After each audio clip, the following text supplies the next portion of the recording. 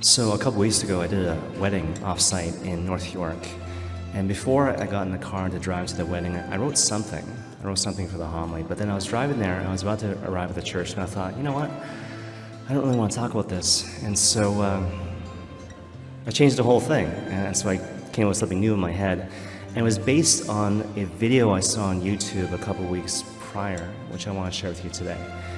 So the video in question, basically, it's a recording of part of a concert that was done in Glastonbury, England in 2023. And it's a performance of a particular song called Someone You Loved by Lewis Capaldi. So Lewis Capaldi, as you probably know, really famous singer from the UK, and this is his big hit single, Someone You Loved.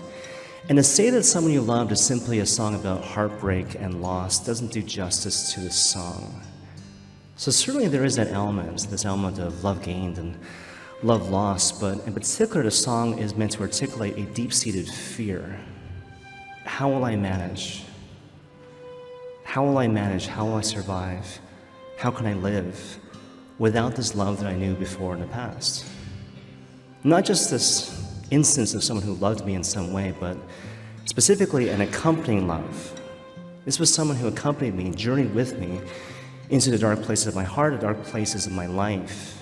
And before, I needed that. Now this person is gone, and again, how can I manage going forward? So I have a certain fear and trepidation when it comes to thinking about the very idea of the future. And so that's why it says in the song, I guess I was getting used to just being someone you loved. Now, in terms of Lewis Capaldi, he has Tourette syndrome. So Tourette syndrome is a neurological condition which affects speech and, I guess, motor functioning. So it manifests itself in terms of tics. And tics are involuntary verbal expressions or involuntary muscle spasms, for example, affecting the neck and the shoulders. And Lewis Capaldi is very open about the fact that he has this condition, and he begins his concerts apparently by announcing precisely that. I have Tourette syndrome. And so when I'm singing, when I'm performing, if all of a sudden you see me stop and this thing starts happening to me, don't worry, don't panic, we'll get through it together. I just happen to have Tourette's. So fast forward to the actual video, right? So in the context of the video, apparently people noticed before the performance of this particular song, Tourette syndrome was starting to act up. So mild symptoms of Tourette syndrome. But then all of a sudden when it came to the performance of this song, full blast. So something about Lewis Capaldi, he's very talented, so all his songs are great, but again, this is his song. So you picture the situation, all these people have come far and wide, paid good money, to see him, but in particular to see him sing this song. And now he can't. He can't do it. Just think back to similar situations in your past, right? Think back to moments where you're with someone or you're before a group of people and you want to present yourself in a certain way, you want to perform in a certain way, but you can't, and you know it in the moment. Fear and anxiety and shame, there's a part of you that just wants to run away. And many times we've done precisely that. But give this guy credit, he stayed. He stayed, he tried to sing a song for his fans, but all he could get out were 10, 20 words. But here's the amazing thing about the video. The crowd, they started singing his song. Not just a little bit, they sang the entire song to this guy.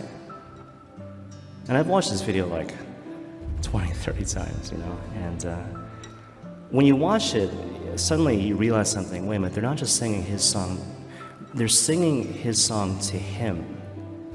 So basically you realize these people who love this guy, they're serenading him this song, Someone You Loved. And I think what they're doing in this moment, they're expressing a deep sentiment of gratitude for two reasons. First of all, thank you for this song. Thank you for the song.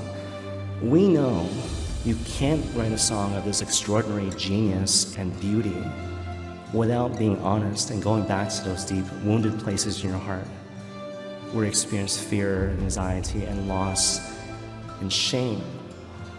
To write a song of this caliber, never mind perform it the way that you do, agony expressed in beauty, again, you need to be courageous to go back to those places. And so thank you, first of all, for your generous heart.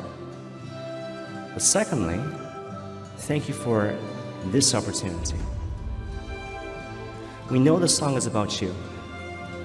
And in it, you express this lingering sense of fear. Again, how will I manage going forward in the future without an accompanying love? And the response from the crowd is basically, look, we know a little bit about your past, but we don't really know you. We can't say anything about your future, but you know what? Right now, buddy, we wish to love you in this moment. We wish to love you in your vulnerability. That's our honor, and that's our privilege.